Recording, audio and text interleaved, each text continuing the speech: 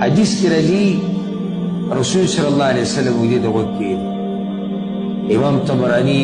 دا روایت راوړی دی نورو علماو راوړی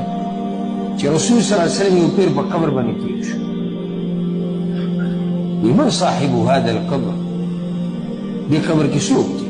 ملګرو ته یې هغوی ته یا رسول الله پلانې دی بیا ورته وویل رکعتان أحب إلى هذا من بقية دنيا دي قبر کی چې کوم کس پروت دی که نه دته اوس په دې قبر کې 2 رکعاته ستاسو د ټولې دنیا نه ګران څو رکعاته موږ پوره 2 رکعاته دی ارمان کوي چې ما 2 رکعاته وکړي ارمان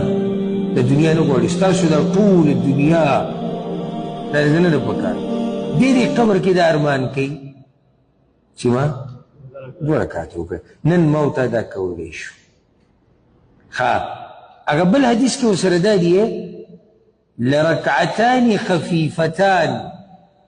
یا رکعتان خفیفتان 2 لنډ رکعتونه اوږدم نه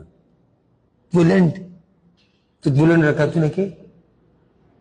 ته د شپې الله ته ودرېدلې چې 2 رکعات دې کړي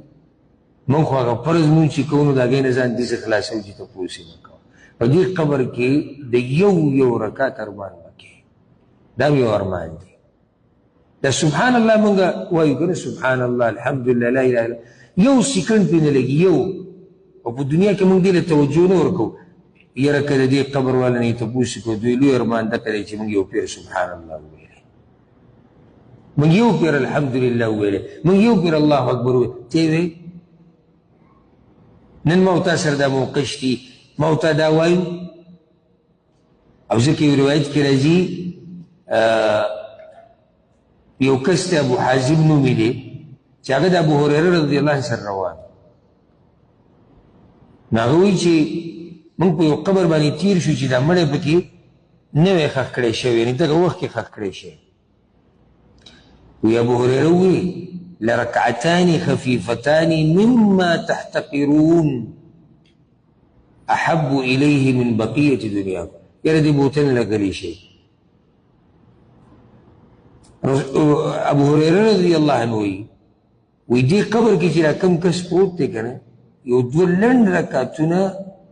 دته ګوره دي ستاسو دي ټول دنیا